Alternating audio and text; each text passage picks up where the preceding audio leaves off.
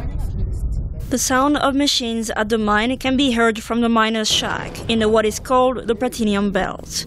It is here, 100 kilometers west of South Africa's capital city Pretoria, that 80% of the world's platinum is dug out. Walking back home after 8 hours of work, Nicolas is tired.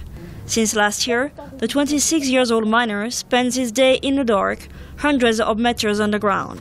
He says accidents can happen very fast. Down there is a lot of injuries.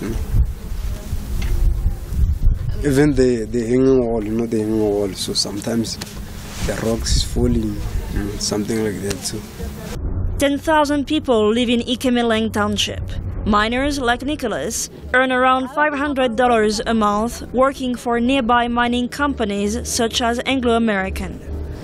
They also get a living allowance of around $200 a month, not enough to find a decent accommodation close to the mine and avoid transportation costs.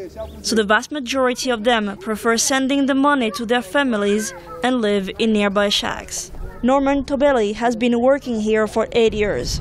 He says despite the frustration many miners feel, companies will always find a ready workforce. The conditions sometimes you find workers work in it. You find yourself sometimes working in an unsafe place, and then there's no way that you can deny sometimes because you need to work there.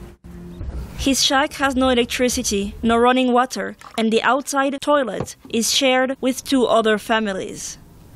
The platinum industry has been here for a long time, but it was only after white minority rule ended that the miners got the right to protest and started to talk about their woes, which also include the impact of the industry on the environment. Since 2006, the Johannesburg-based Benchmark Foundation has been monitoring and studying the work and living conditions of the miners. Executive Director John Capel says the poverty of the miners has consequences for South Africa's welfare.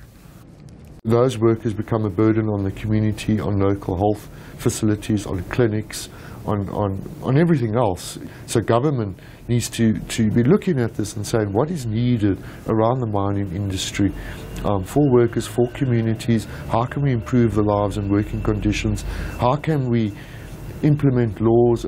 But it is easier said than done when the lawmakers face a conflict of interest. Some ruling ANC officials are also trustees or stakeholders in some of these mining companies, making reform a difficult balancing act. Emilie Iob for VOA News, Ikemeleng, South Africa.